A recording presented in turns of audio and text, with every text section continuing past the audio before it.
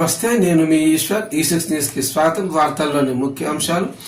సంగారెడ్డి జిల్లా మాదక ద్రవ్యాల నిర్మూలనకు ఏర్పాటు చేసిన సంగారెడ్డి నార్కోటిక్ బ్రాంచ్ ద్వారా సత్ఫలితాలు ఇస్తుందని డీజీ అభిలాష్ బిస్ అన్నారు. వార్షిక తనిఖీలో భాగంగా సంగారెడ్డి జిల్లా పోలీస్ కార్యాలయాన్ని తనిఖీ చేశారు. జిల్లా ఎస్పీ చెన్నూరు రూపేష్ స్వాగతం పలికారు. పరేడ్ గ్రౌండ్ నందు సిబ్బంది పరేడ్ టర్న్ అవుట్, మాబ్రిల్ డ్రిల్, వెపన్ డ్రిల్ తనిఖీ చేశారు. అనంతరం ఆర్మ్డ్ రిజర్వ్ కార్యాలయం ఆయుధాగారాన్ని తనిఖీ చేశారు. మోటార్ వెహికల్ సెక్షన్ నందు ఇన్స్పెక్షన్ చేస్తూ 5S రికార్డులను తనిఖీ చేశారు. ప్రతి ఒక్క వాహనాన్ని క్షుణ్ణంగా పరిశీలించారు. అనంతరం జిల్లా పోలీస్ కార్యాలయంలోని ఆర్మ్డ్ విభాగంలో సెక్షన్ సిబ్బందితో మాట్లాడుతూ సిబ్బంది బిల్స్ ఎలాంటి పెండింగ్ లేకుండా చూడాలని, సిబ్బంది service book, online offline maintenance సక్రమంగా ఉండాలని అన్నారు. పోలీస్ సిబ్బందికి రావాల్సిన ఇంక్రిమెంట్స్, సరెండర్ లీవ్స్ క్రమం తప్పకుండా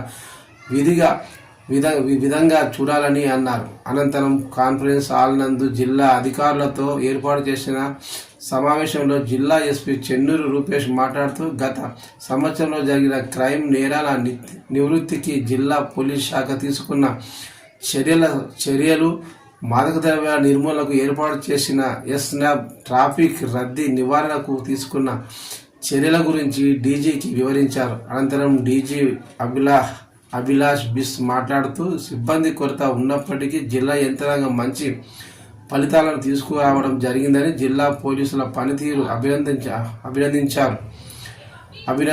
ప్రతి ఒక్కరూ తమకు కేటాయించిన విధులను పూర్తి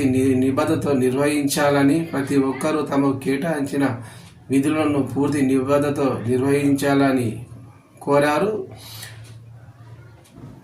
సూచించారు. చట్టం ముందు అందరూ సమానులేనని, ప్రతి ఒక్కరూ ట్రాఫిక్ నిబంధనలు పాటించాలని, ఏ ఒక్కరు తప్పు చేసినా మొత్తం పోలీస్ శాఖకు చెడ్డ పేరు రాకుండా ఉండాలని అన్నారు. రోజు వ్యాయామం చేస్తూ ఆరోగ్యంగా ఉండాలని సూచించారు.